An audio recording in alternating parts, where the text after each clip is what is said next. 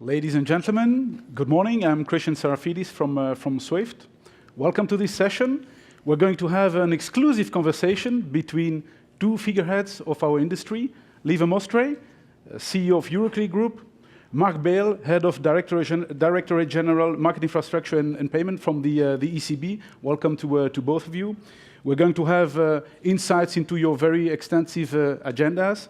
We are going to address a certain number of key themes: the market infrastructure's evolution, the market harmonization, geopolitics, the future landscape in Europe, certainly cybersecurity and resilience, liquidity, collateral management, new technology and the role of the new technologies. So, ladies and gentlemen, if you have any questions, you can use the applications, what you see here. Just be mindful that the code has changed compared to yesterday, so we are at day 2, so this is day 2 Cybos 2017. And now I'd like to start the conversation and raise the first question. Lieve, Marc, the last couple of years have obviously been extremely busy for your both organization and your communities. Initiatives like T2S, obviously, but also compliance with new regulations like CSDR, just to take a few of them. Looking backward, could you reflect on your latest achievements and share the lessons learned for your organizations and for the firm? So let's start with Lieve. Thank you, Christian. Good morning, everybody. So if we take a step back and we look at Target 2 Securities, CSD regulation, also regulation around recovery and resolution, I think I would see 3 common goals in those initiatives. The first common goal is clearly oriented towards more European integration. I think the second one is oriented towards making financial markets more stable by having very robust and resilient infrastructures. And the third objective of all of these initiatives is clearly around having a more open competition within Europe. I would see broadly these 3 main goals. And as Euroclear, we are fully supportive of these goals. Now, where we stand today, if we look a bit at how we have delivered as an ecosystem towards these 3 goals, I would see different levels of achievement. I think in the stability, in making infrastructure resilient, I think a whole lot has been done. But we have to put the caveat around cybersecurity, which is a new emerging risk, which was not fully captured by all the initiatives. But I think on the resilience, a whole lot has been done. On more European integration, I would say that we are swimming a bit in the middle of the river. I think the infrastructure is capable of it. We have put the tools in place.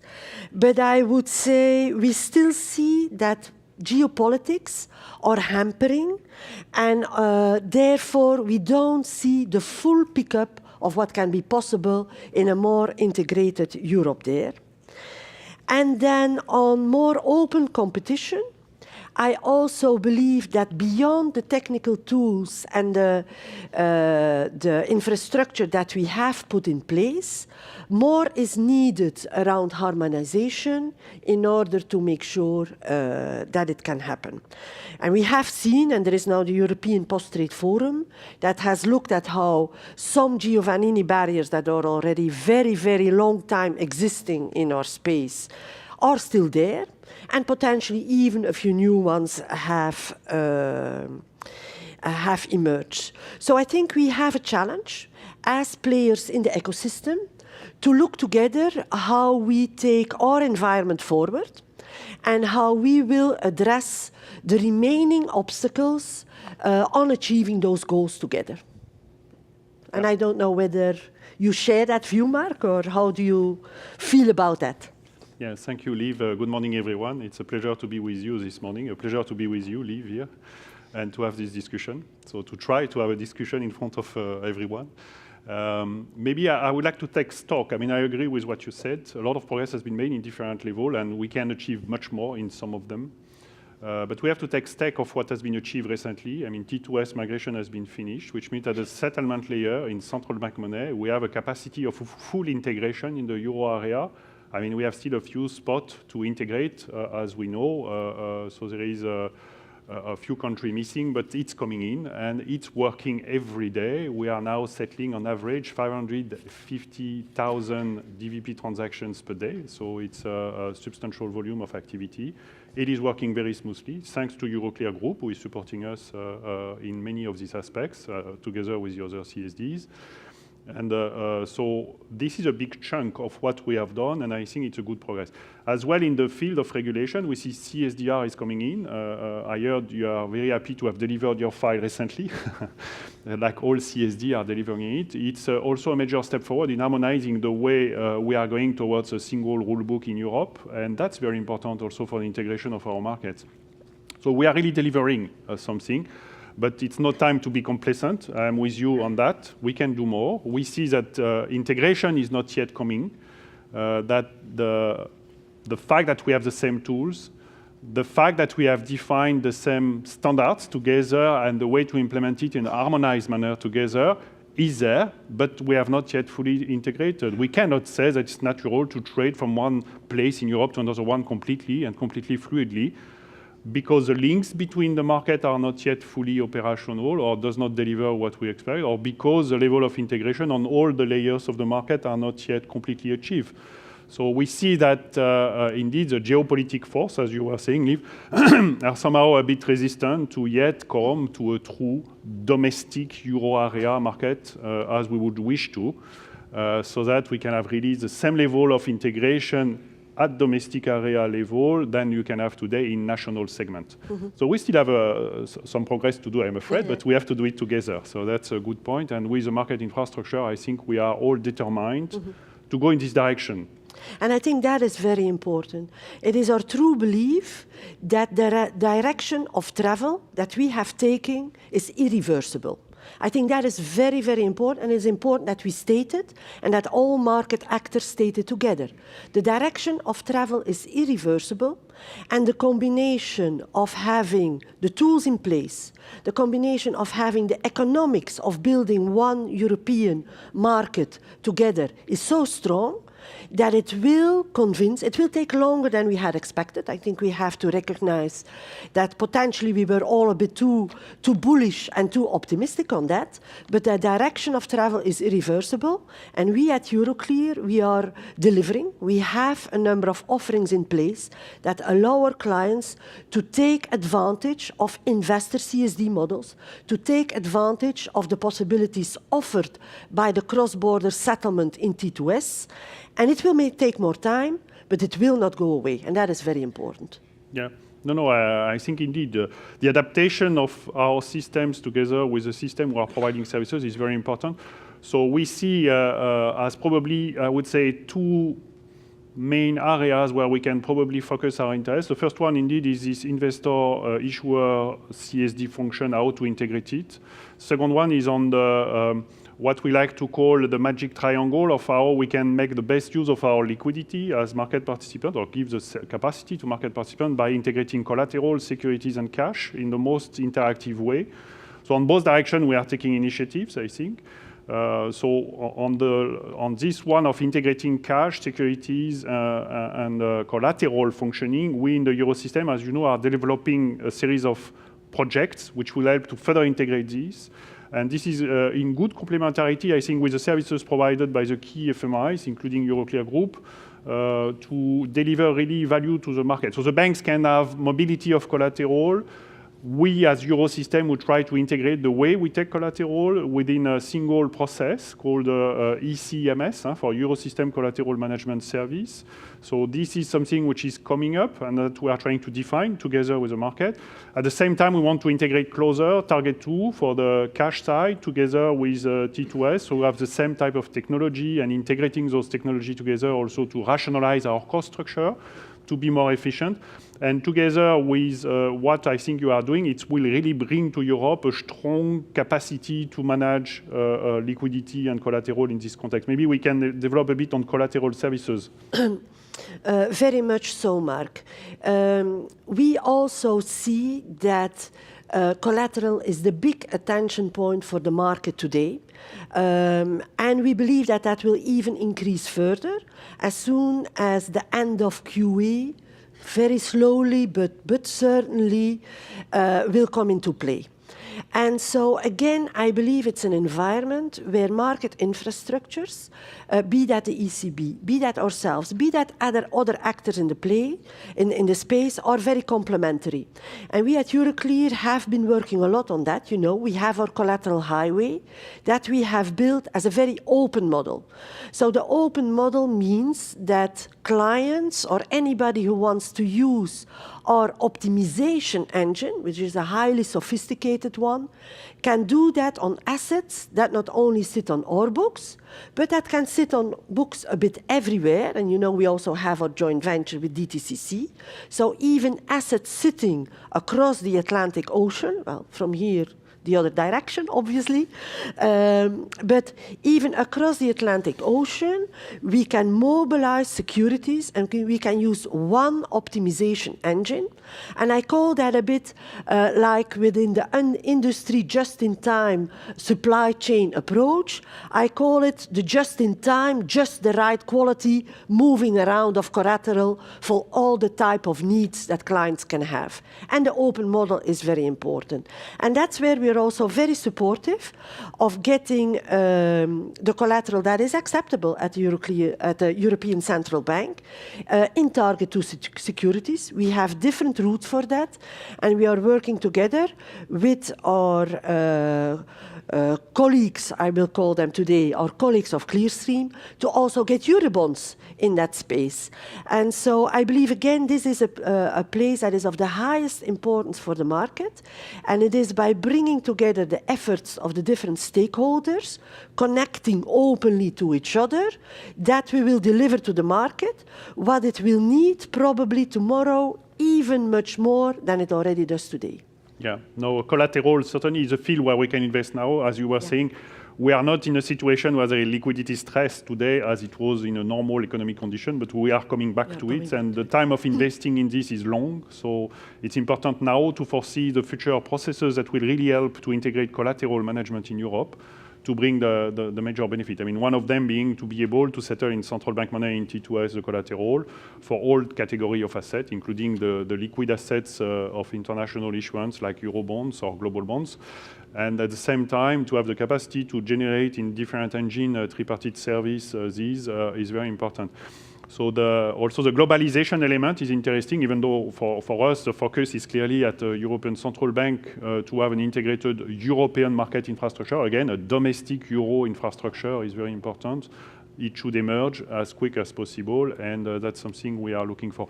In this regard, for the second point I was mentioning, I think the fact that we need to integrate further between issuance and investor CSD function is very important. And one thing we are missing, which appears, as you were mentioning, Lieve, in your introduction, I think in the Giovannini barriers, is the integration at the level of issuance is not yet there. So today, an issuer who wants to issue debt instruments, equities even more, I would say, but debt instruments already as a tool for financial market, have to choose a domestic place at a national level. You don't have really an international market like Eurobonds, but it's not a domestic Euro area market, which is there today. And we need this. So we need a solution to be able for an issuer to say, I want to tap the domestic Euro area market. I want to be able to have my domestic Euro market. And that is very important for us. And we need to work on this together with the FMI, so with the CSD community, to really deliver a solution there which would allow for those issuers who want to be domestic pan-European to have a solution. That's one of the fields, I think, where we need to work in the coming months, in the coming years. And as you know, we have initiated reflection in this direction to see how we could have for issuer, like could it be ECB if in case we would need such financial instruments in our monetary policy, or other type of pan-European issuer, naturally, I mean like the ESM or those, I would say, clearly domestic Euro issuer in terms of scope of competence, to have solution to deliver such market infrastructure. So I think here we need to rely on you and others like Clearstream to be able to deliver this service. And you know, we are working together already today to make sure that we can make that happen for the whole of the market, I would say. Now, what I would say, Marc, we have been talking a bit about a lot of positives. But I think we also may have to discuss a bit about the emerging threats and the way we want to tackle them together and get on top of the cyber agenda. Yes. Because it is resilience. We have been working a lot, I would say, from the resilience angle on the classical risk agenda, the classical risk agenda being market risk, being credit risk, operational risk, liquidity risk. But cyber is a thing that keeps me awake at night. And I was wondering to hear a bit more from you on that. Yes. No, it's thank you. It's a very good topic indeed, on which we should work. We build our system, like you, very much on those risks you mentioned. So we are good at business continuity. We have good system, good defense even in our systems. But how much they are resilient to a cyber stress is a big question. And as you know, in the central bank community, together also with the securities regulator, we had a lot of reflection on that. So we have published even guidance on that a year ago, and we are working on it still. We have, by the way, an information session this afternoon to present some of this work later, together with my fellow colleagues from the central banks. But so we are moving ahead on that. And I think we can see two major challenges which are coming us, which are different from what we have done so far. So far, again, we have been good to defend ourselves against attack. We have been good to define business continuity model, to be able to operate under many scenarios, many conditions. Even good to restart quite quickly after an operational or physical disaster. And now we have to be able to work under this cyber threat. So two main dimensions. The first one is sharing of information. It is very important to create capacities, to create governance, to create, I would say, crisis management structure, which are resilient to this type of stress. So we are very good, again, in managing operational risk, for instance, crisis management in T2S, in Target 2. T2S for interaction with you. As you know, we can tackle this very efficiently now that we are working together on the same computer. So we have really the same system, and we are able to do that. How much we are able to share information on cyber threats that one of us have been compromised, and how we can share information efficiently and in safety is very important. This requires to think again on our structure, to think again on our function of CISO, Chief Information Security Officer, can be articulated in a multi-dimensional way, because we have many institutions around the table, even though it's one system. How we can articulate this in the most efficient manner. And we have reflection today. We are working with you, with your colleagues, on these topics to strengthen this structure of being able to share information, to have capacity to analyze. The second one we are looking at is also a technological challenge in a way, which is to measure our capacity to restart in a compromised situation. So once we know we have been compromised, that our data integrity is in question, or even scenarios where the data has disappeared, how do we restart and from where? So what type of processes we can put in place to be able to go to the next stage? And there again, we are elaborating scenarios together with the FMIs to be able to strengthen our capacity in this field. And that's really the challenges of the future, I think, that really we need to build that in. Another element which is particularly interesting in this context that we discussed yesterday also in a panel here is that this is not specific to FMI. So it's not only Lieve and me who will resolve this, or with Jeff and the others in the industry. It's really the whole ecosystem and beyond eventually our economies, which is at stake. So we need to find articulations not only with us, but also with critical service providers like SWIFT, for instance, but also eventually with public administration, intelligence services, industry, IT industry, IBM, Microsoft. So it's a new type of interlocutors that we have to learn to work with and to find solution against a common enemy, which is unfortunately very well organized and sometimes even state-sponsored, so really structured and with aim to damage rather than just to steal money or to affect us marginally. So it's really a big challenge, yes. I agree with you, Marc. I also consider cyber risk as the risk of today and tomorrow, unfortunately. And it is well beyond technology alone. Within technology, it's about avoiding vulnerabilities, looking at your patching, looking at your access management. It's about monitoring your perimeter, about profiling normal behavior, both in and out, because you cannot exclude that the enemy is already inside and therefore your outside monitoring is just as important. It is about developing the response mechanisms.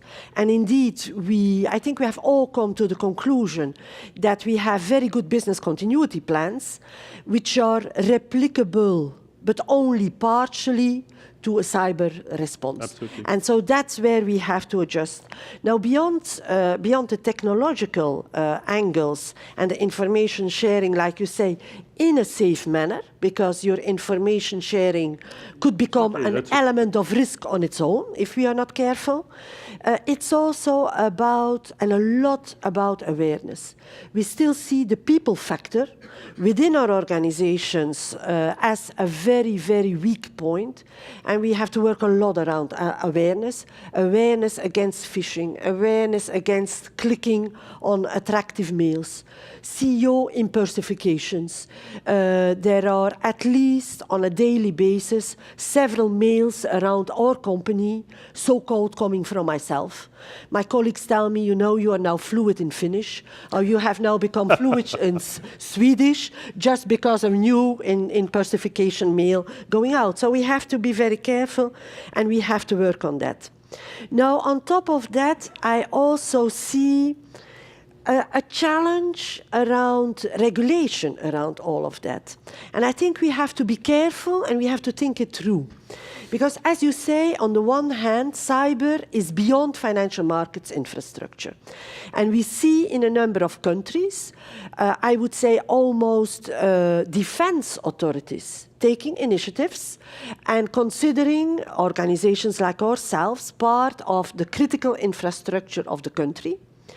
On the other hand, we interact together in an international financial ecosystem.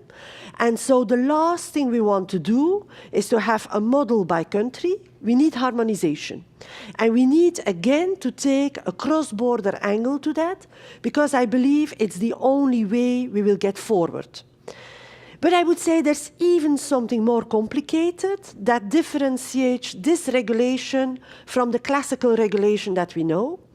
And it is the very fast evolution, a rapidly changing threat environment.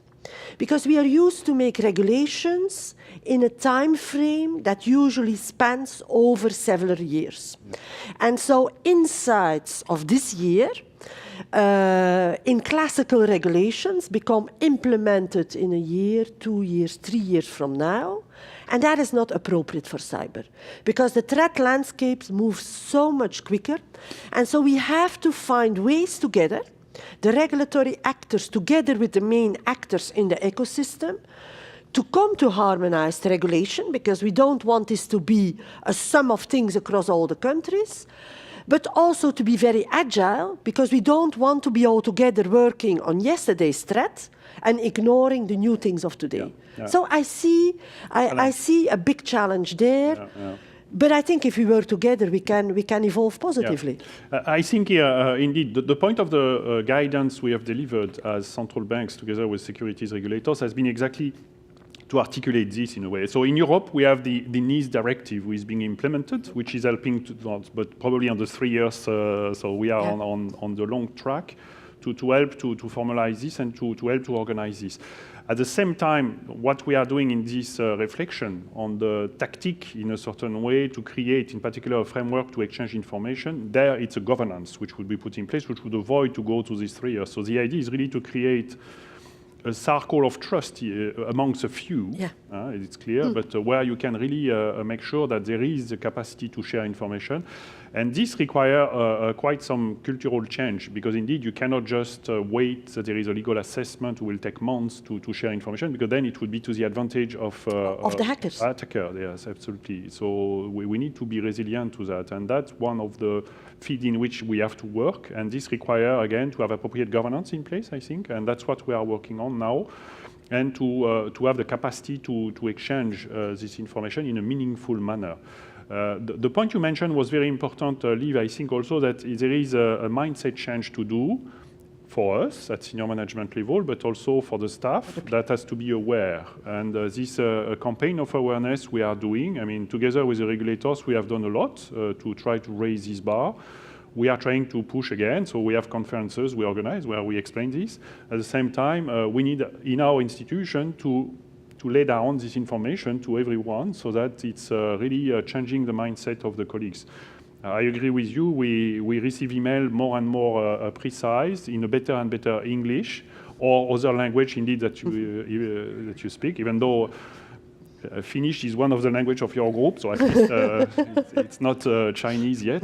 But it's something we need to work on, certainly. And this is certainly a work we have to do on our institution as well as inter-institution. And the interconnectedness here is very important, yes.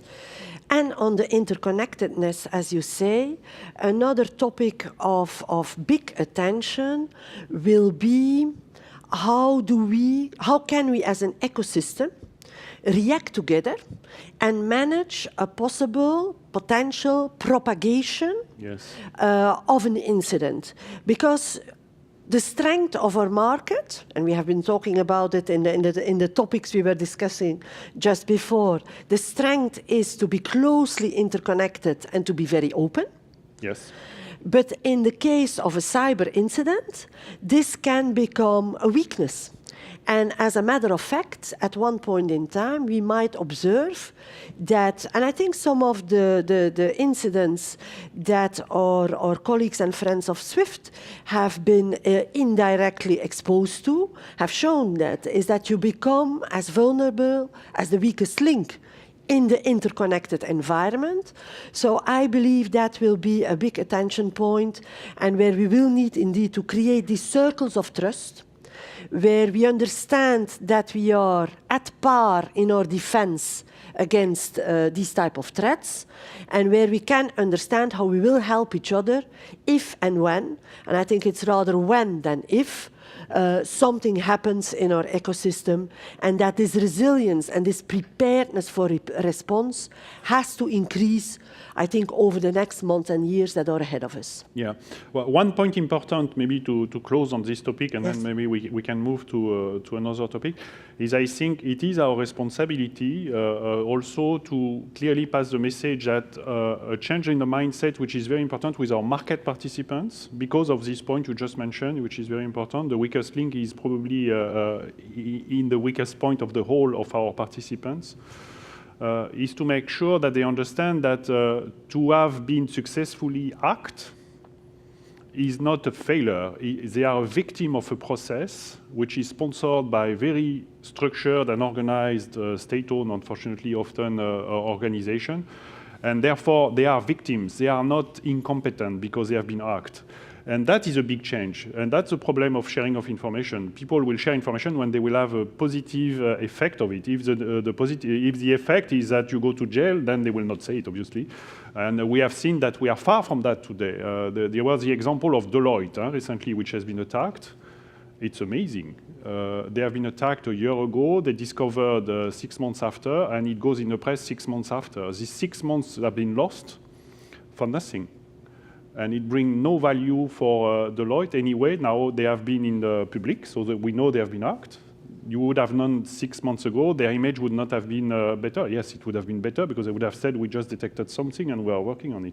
So the fact that you have to wait to say that you have been hacked is wrong. So we need to change. And it is our role, at least us as ECB, I guess, the institution, but also in the management, I think, in our team to say the earliest you share the information, the better for the reputation of the institution and for the strength of our ecosystem. So that is changing the mindset. I mean, Swift has worked on that by upgrading their alliance station to help us in this regard. So there is a step forward there.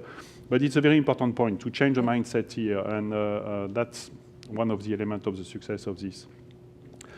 But it's a very interesting topic. We could go on for a panel just on that topic. But we have had a number of other topics that Christian mentioned that we would be discussing. And there was a touchy one, the geopolitics. Yes. Do we want to say something about Brexit? Do we have some views on that? Well, you are more exposed than me, it seems, no? That is very fair. That is very fair. That is very fair. Indeed, we are. I am only in. Yes, you are only in. You are only in. We have indeed, and John is here. We have our UK presence in London, and then we have an Irish CSD that we operate. Very few people know it. We operated for more than 20 years. We have been able to do that in a very efficient, joint way together with our UK market, and now we will change. And I would say it is an unfortunate demonstration how geopolitics can take the upper hand on economies of scale and skill, on which we have thought that that was our raison d'être in the market share, in the marketplace. And so we will be unwinding some of those economies in order to be able to continue to service the Irish market. After 20 years, you just don't drop a market. You don't say, well, goodbye and farewell. No. We will continue to service them. But it is a complicated matter. It is for sure a complicated matter.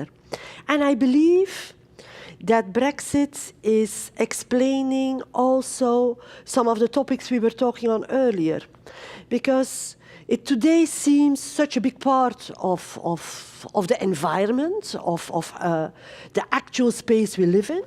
But we all forget that 1 year and a half ago, nobody had Brexit on his radar screen. And nobody, even more importantly, had it in its investment portfolio. And I think that is also a big disruptive element there, because in a very short time frame, we know that IT investment portfolios are often, for most organizations, multi-year investment views. And so everybody has had to adjust them. Yeah. Everybody has to interfere in the programs and add a very inefficient program to it. Because if you don't know exactly where you're heading, by definition, IT persons cannot be very efficient. And so I believe one of the reasons why we don't see the quick progress, for instance, in taking up T2S, is potentially even related to that. It's related to diverting IT resources to the Brexit agenda. Yeah. And that is a bit sad, and it is a big challenge for all of us, I guess. Yes. Maybe a couple of comments. Again, I cannot comment much on Brexit. It's an unfortunate story for me. I am a convinced European, so any we both are. And we have a lot of friends in the UK, which will remain friends, by the way, but not as close, geopolitically speaking, Paul, but always close to the heart. This being said, I think that in life, in general, if I may use a more general way of speaking, when you are faced to a challenge, I think you should try to get the best out of it. So it's a bad news, okay, we take account of it. The weather condition is not good, but we have a party to do. What do we do with it? We try to do the best with it. So what Brexit is bringing? Brexit is bringing something which I think is not a good news in general, but anyway, it is there. So you cannot deny the fact. It's like weather condition in a party or something else, it is there. This being said, what can we do with it? How we can better serve our economies, how we can better serve our interest into this? And so you have to find solution, inventive solution in this respect. Again, I am not in the Brexit exposed directly people, but I would think to it. So Ireland is in a difficult situation, as well as UK, by the way. So it's both sides. How they can do the best of it. I don't know for financial market infrastructure what would be the solution, not being there, but for instance, they can join T2S. Both UK and Ireland. EUI could join T2S, and then they would have integrated processes, so they would not have to reinvest. I speak for my church, obviously, here, but the We fact had that not noticed that. the fact We had not noticed that. never. But the fact that they are not part of EU is not a barrier as such. We have Switzerland connected to our platform, for instance, today. So there is a possibility, provided appropriate legal work will be conducted, to have this situation. So there is technical solutions which can bring eventually an additional value. I believe participating in T2S is an additional value. I'll take that as an initial statement, but you will appreciate from where I am coming.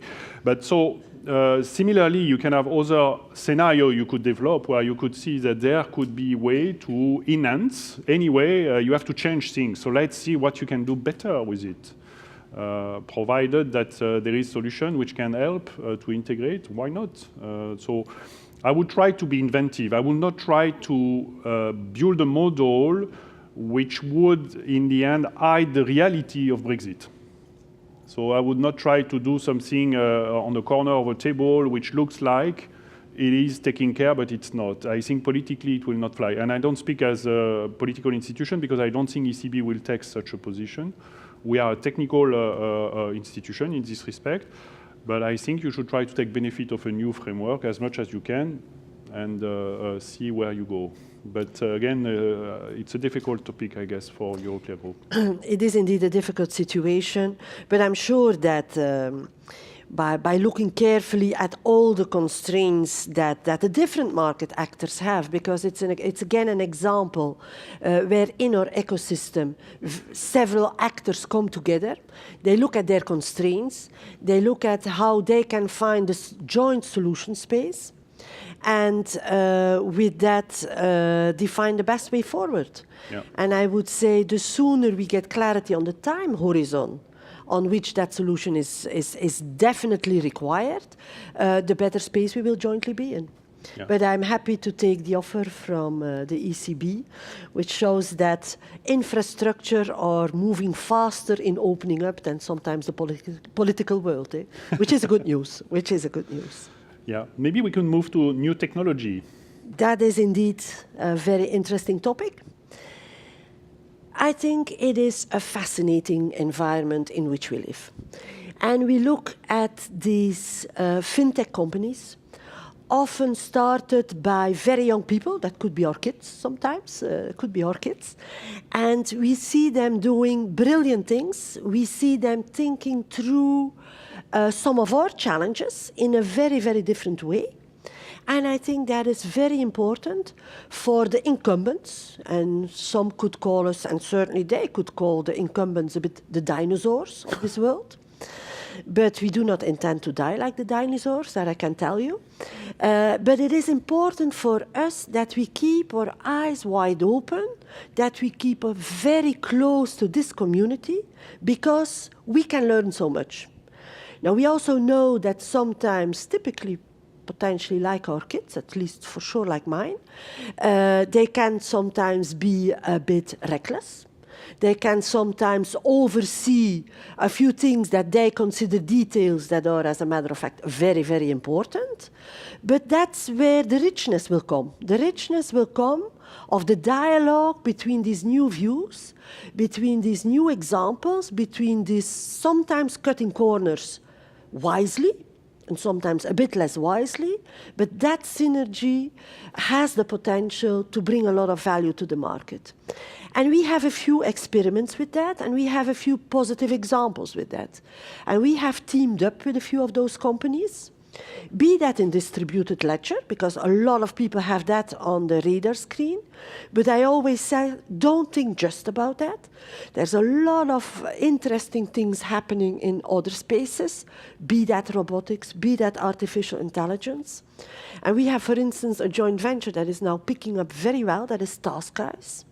That is like complementing everything that goes well, the STP side, with then a very convenient channel, a kind of chat box channel, where all parties related to a deal that has not been STP, where there are issues, can very efficiently solve the problems in one community and be very fast about it and gain multiple times the effort related to that. And that is just one example.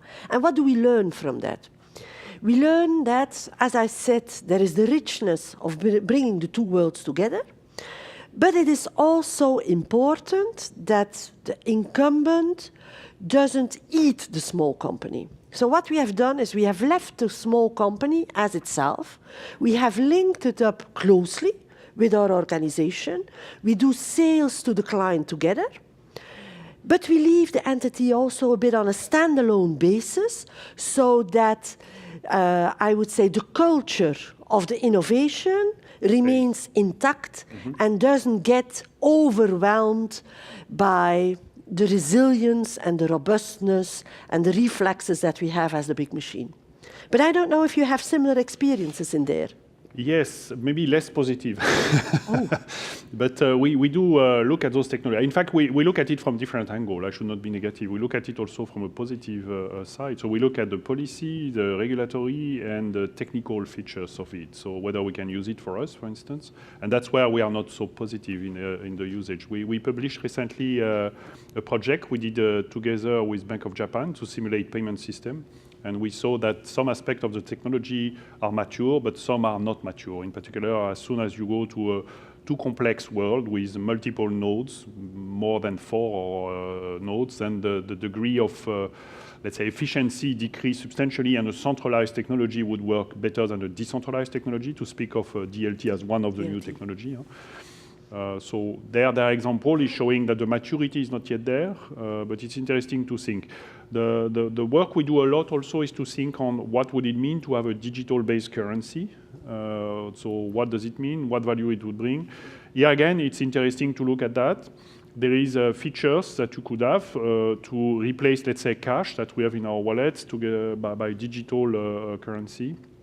What would be the value? What would it bring more and less in terms of transparency in the functioning of the market, efficiency? We see that in our field, and we look more at payment, I should say, than at complex processes, that centralized technology can deliver quite good services. For instance, in Europe today, we develop a lot instant payment, which is quite quick and efficient a priori with centralized technology.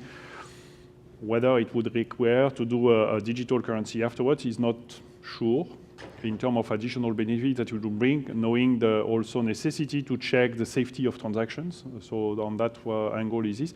But as you say, on some processes which might be more technical in the field of CSD, for instance, corporate action management, or in specific processes, tax-related processes, maybe there you could see smart contracts or other type of new technology coming in.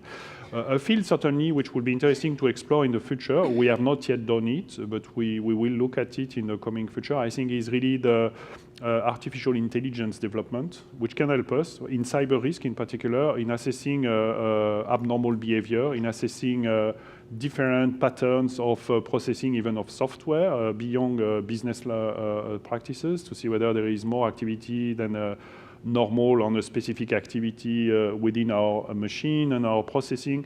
So here you can see that this new technology could bring eventually a value.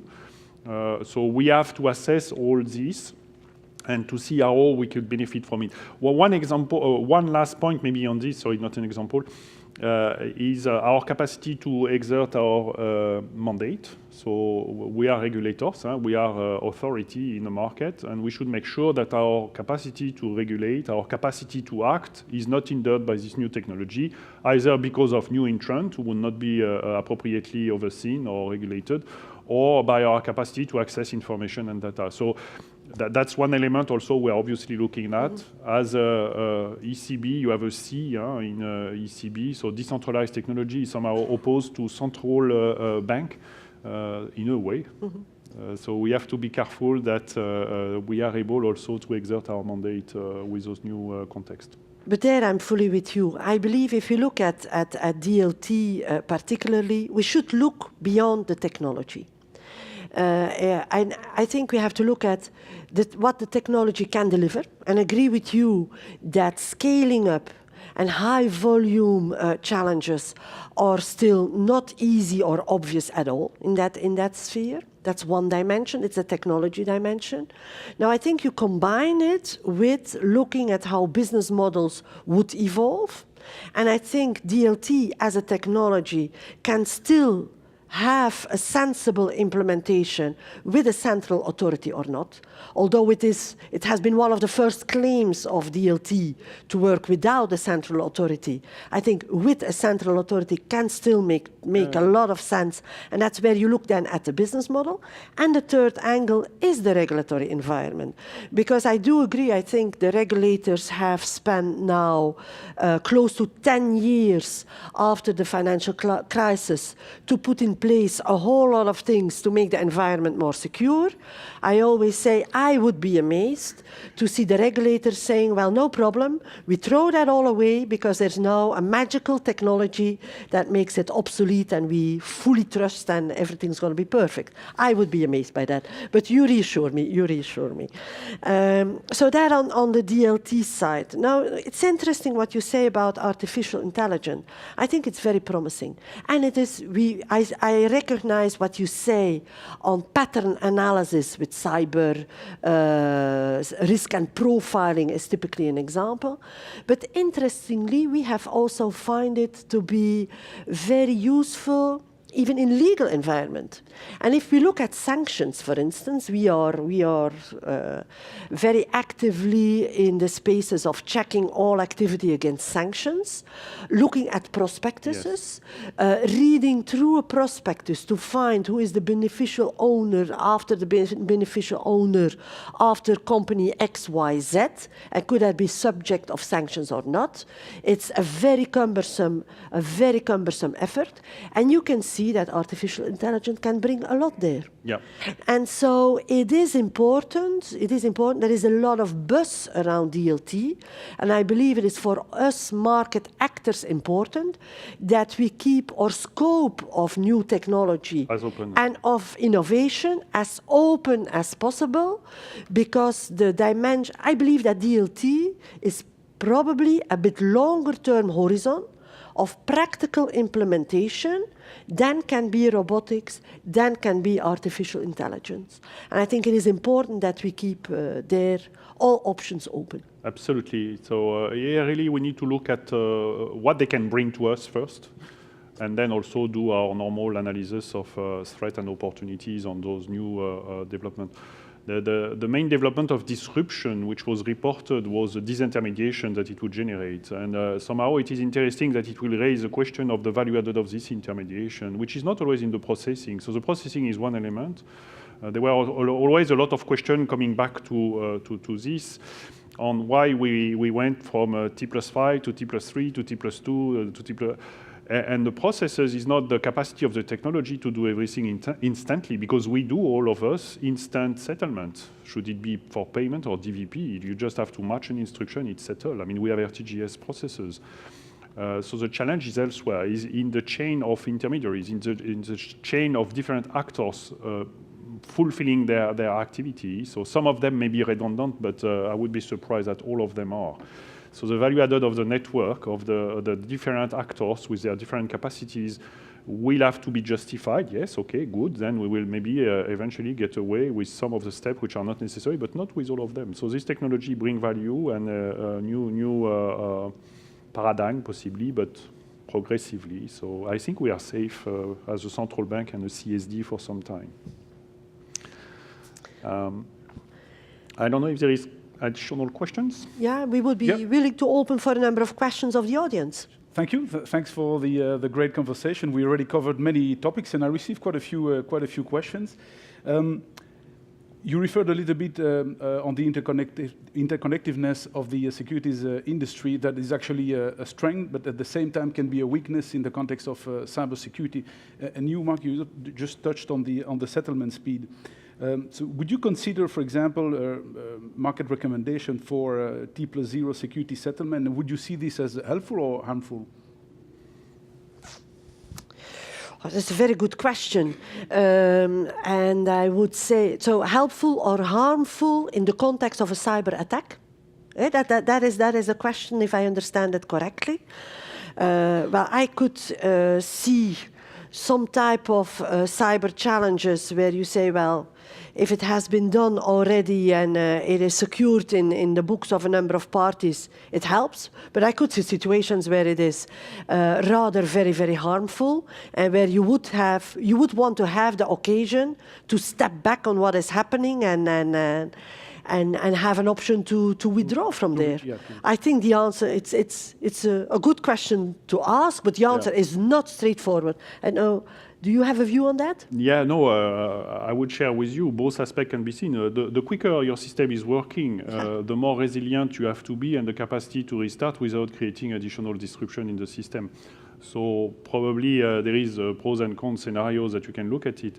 The main point, I think, with those new technology in reference to the cyber threat is to make sure that when we move to this new technology, we are not bringing additional risk into our systems, which have a priority to deliver safety and efficiency to the market. We are FMIs. We are the backbone of the market infrastructure. So we are not there to do fancy, risky elements. It's not our role in the market, in the ecosystem. There is other actors for that. So the point, if we are able to bring down to T+0, is because we are confident that it will not bring additional risks. So I will not oppose completely, as you said, the two. But I would say that our interest to bring down the T+2, T+1, is something which will have to be done and driven certainly under a fully safe and efficient space first. Was quite cautious on. Yes, I would say so, and we are in full agreement to be cautious there. We still have a few minutes, and I'm afraid I have here an anonymous question, which is quite controversial actually, but I find it quite interesting. So I think maybe I will test it with you if you don't mind. When we will have a single CSD for whole of Europe? So, does anybody wants to, to react on this? I would say a single CSD of Europe is the result of a number of things. It's the result of a number of things. It's not an action on itself. So I believe that if within Europe we continue on the path that we are together, when we have arrived at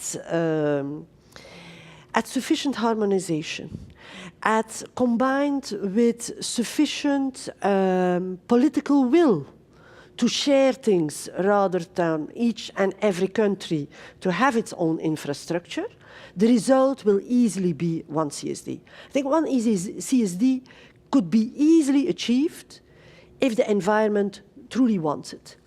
I'm not convinced that today in Europe, even within the Eurozone, the thinking is already that a CSD can be somewhere in the cloud, I would say, not related to one country within Europe, and serving the whole of the environment. But maybe you have a different view on that, Marc. I was thinking to the question. I like the question, I should say. The answer to the first part is politically it's not possible to do it, otherwise we would have done it. Then the second part of the question, I agree with your point, Lieve, completely, is if we were able, let's say, to do one virtual CSD, we could do it. However, I think there will still be more than one service provider of the CSD services. So you could very well see, and I would wish to see it in my career at least, that we have coming to one domestic market infrastructure for the euro. And here I speak of the euro, not EU, really euro.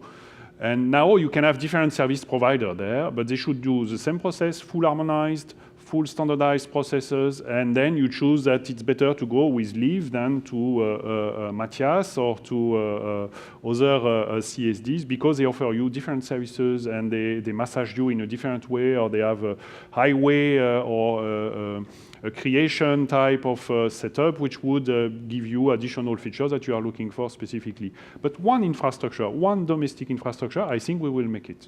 I hope so. You know, Marc, what now will be the follow-up question, eh? When do you retire? So, Just to know in which time frame we can hope to see this happening. That is now the follow-up question. Eh? I don't know, but I am not that old despite the color of my hair. Good. So we have a few minutes left, actually, and I'll try to combine two questions in one, and then I'll have the final question on the future. You discussed about new technology. You talked about DLT. Now the T2S migration has been completed. If you would have to set up T2S today, would you consider DLT-like technologies? So the answer is quickly no, because we don't believe that the technology is mature today to answer this. We would consider it, yes. So we are not blind, and we would certainly consider, and we have considered different technology for that.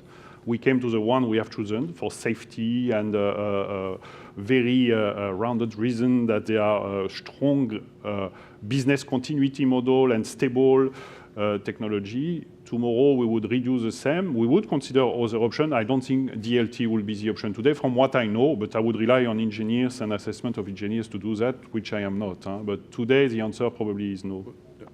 On DLT, any comment from? I would support that view. Yeah. I think we are infrastructures. It is about resilience, it's about robustness, it's about being scalable, and there you have to have the proven solutions, and solutions proven in extreme circumstances. And I believe that today we are not there at all with DLT, and we cannot put our infrastructure at jeopardy for an adventure, I would say. So I would fully support that view. So good choices of what has happened, actually. All right. For sure. So we are now really at the end. The very last question for you, looking forward. What is, according to you, the biggest challenge that the industry needs to resolve in the next 5 years, and what is your personal priority for the next years? And I suggest we start with you, Lieve, as a conclusion of this discussion. Well, I think the biggest challenge, I think we've said it, we are swimming a bit in the middle of the river for a number of things, and that's very dangerous because you know it is not sustainable. You have to go to one bank or to the other.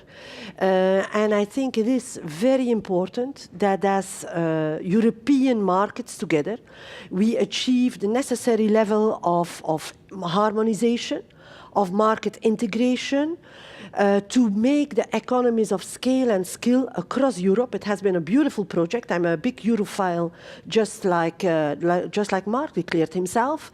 And I think that is the big challenge going forward. And I would hope to see that happening in my lifetime in business. And I would see that happening for our children and our grandchildren. Yeah. Maybe just not to repeat, I agree with Lieve certainly on a few points, but I guess my main challenge in the coming months and years is cyber resilience. So it's really to tackle this dossier completely, to be able to increase our cyber resilience in Europe for all of us. It's not only ECB, it's really the ecosystem. And that will be the big challenge of the coming 2 years for us. And if I had a more personal objective, I have an excellent team which is renewed and which is growing, and the integration of my team will be my personal priority for the year to come. Indeed, this is a big program indeed. Well, we're at the end of the conversation. Thanks for this great conversation and the constructiveness. So, ladies and gentlemen, join me to thank our guests. Thank you. And show your appreciation.